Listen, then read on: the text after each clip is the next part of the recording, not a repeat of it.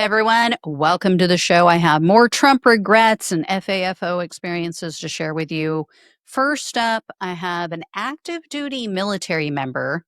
He voted for Donald Trump and he now feels betrayed. Before I share the video of him, though, please do me a big favor. Hit the subscribe button below this video. It really helps the show. I so appreciate it. And thank you so much to everyone who donates to the show and is a member of on Patreon and other platforms.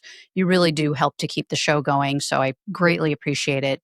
So here is what's happening with this member of the U.S. Army and why he regrets voting for Trump now. So take a look at this.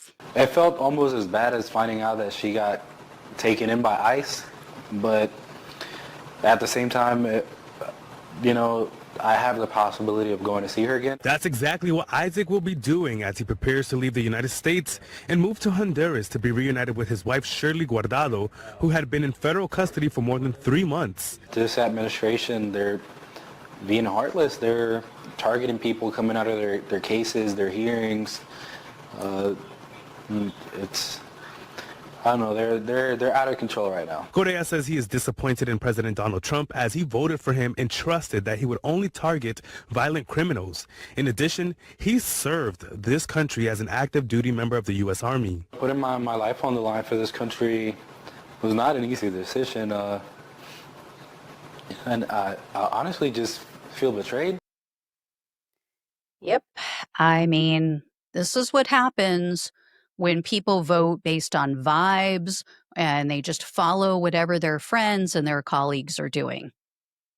I guess they can both come back maybe when Trump is gone, but their whole life is being uprooted because of his decision, his and others' decision to vote for this man. And I use the word man loosely.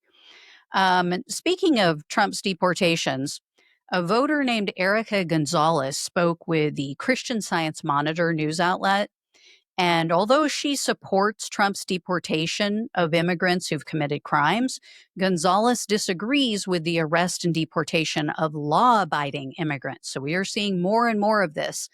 Gonzalez told the news outlet, quote, "There are a lot of people who come to the USA to work, to have a better life.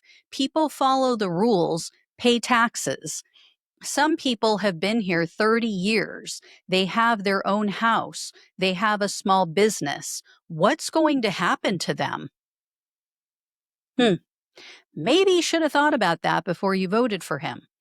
And Trump's immigration policies are affecting the barber shop and other local businesses where Gonzalez and her husband work. And the news outlet wrote, quote, "Ms. Gonzalez looks out at the mostly empty streets outside the barber shop. It's not just the cold that is keeping people indoors," she says. "People are scared."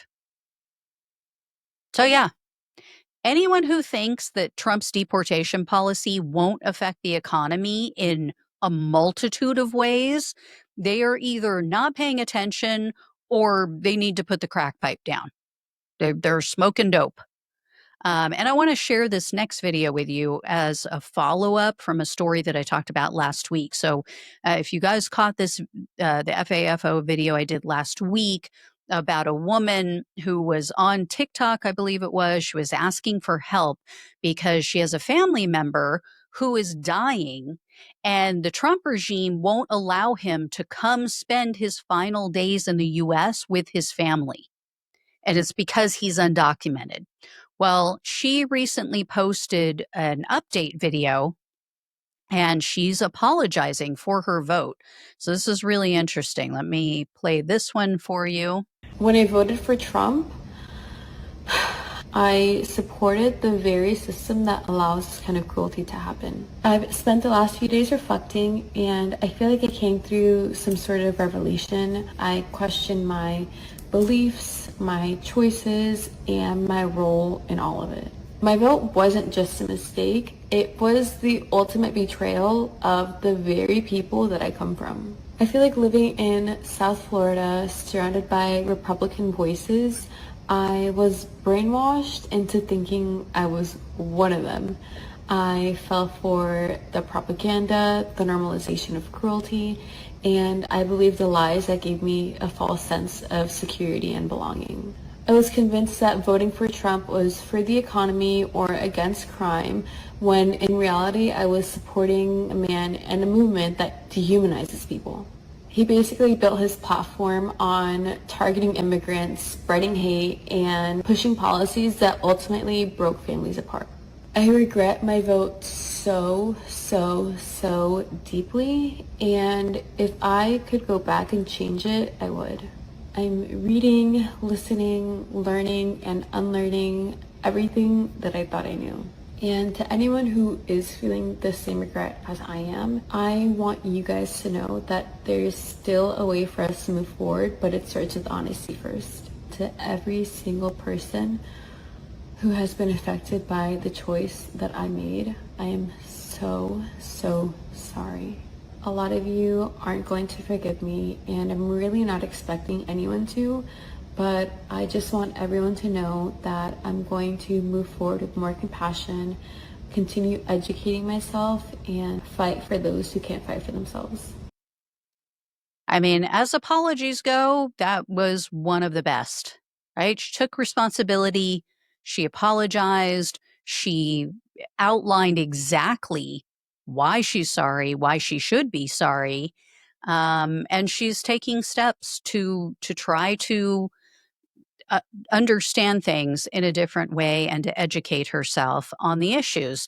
And, just looking at her, she looks very young. So I would venture a guess she's one of these people who, she was maybe in junior high when he was in office before, maybe high school at the most. I mean, how many high school students are paying attention to the day to day of politics and what the president is doing? I mean, I know I wasn't. Other than knowing who the president was, probably couldn't tell you what was going on back then.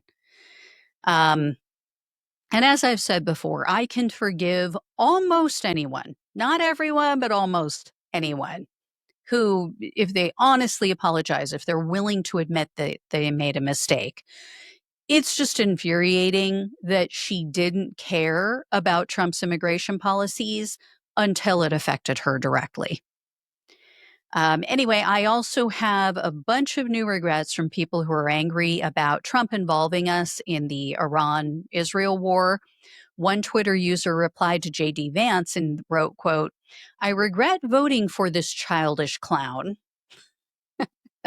Another person posted, quote, "I despise you. I support America, not traitors like you and Trump.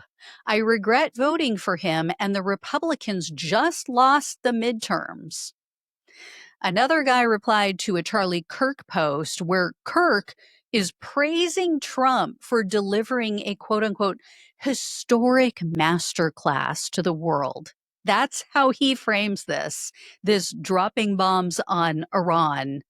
Oh, he just taught everyone how it works. This is the way you do it. So this man told Kirk, quote, "Iran still has all its uranium. Please stop acting like he is a god. He is a simple man I regret voting for. You're a man I regret believing in and listening to. I'm so disgusted with the conservative party, especially talk radio. I wasted 30 years listening." Um, so some of MAGA is not buying what the Kool-Aid pushers are selling anymore. And more Trump voters are calling out for impeachment. There's a man named Bill. He wrote, quote, "I will never be a Democrat, but I sure as hell regret voting for that McDonald's eating, money grubbing fuck Trump. I hope he does get impeached."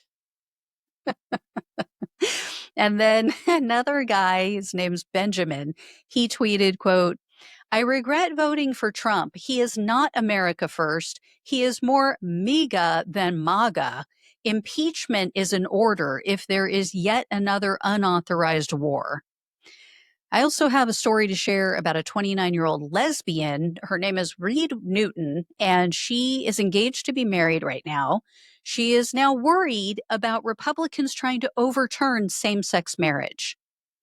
I mean, gosh, if only we had warned her that that would be next, right? So this woman is the poster child for Leopards Eating Faces Party. She published a lengthy article in a news outlet called Queer Majority, and it was titled, "Lesbians Like Me Join Forces with Conservatives. Now They're Turning on Us." You don't say. You mean after they targeted transgender people, they're coming after gay people? Gosh, who could have seen that coming? So I don't mean to laugh because I have many gay friends and it sickens me what this administration is doing. But this woman is just a moron. I'm sorry. So she explained her reasoning. She explained why she sided with the right. And it included her stance on a bunch of different transgender issues and DEI. I mean, really, you cannot make this up. She says she lost a lot of friends because of her beliefs and because of her advocacy, but now the right is turning on her. So Newton wrote in part, quote, "Today, some of those same attorneys I worked with are advocating for my right to marry my fiancé to be stripped away. Twitter is rife with homophobic posts calling gay and bi people demonic and disgusting and attempting to oust us from the Republican Party." She also wrote, quote, "For many on the right, their past tolerance of gay and bi people who align with them on a few pet issues was never rooted in principle. It was always about convenience. We were never truly accepted, just temporarily useful. And now that some of us have outlived our political utility, they're more than happy to throw us to the wolves the moment the opportunity arises." The fact that she is surprised by this, it's just mind blowing. All she had to do was listen to them. All she had to do was look on Twitter and Truth Social and so many other platforms before this to see that they are bigots. And Newton is still completely unaware of her hypocrisy. She said she doesn't regret her beliefs, and she actually had the ovaries to write, quote, "I can think of 100 issues more pressing to the American public than the existence of same-sex marriage. Inflation, the cost of health care, national security, the war in Gaza, the list goes on. But a growing faction of the right is drunk on power, using its current dominance to wage a culture war against its own citizens as retribution for the last number of years. Owning the libs is their preferred method of revenge. Instead of tackling inflation or healthcare, they are targeting millions like me who want nothing more than to live our lives freely and equally." I mean, talk about cognitive dissonance. I would love to talk to this woman and ask her, how exactly does it affect you? How does it affect your life if a parent allows their child to transition to another sex? Or if a Black person receives a job because the company wants to introduce more diversity into their workforce?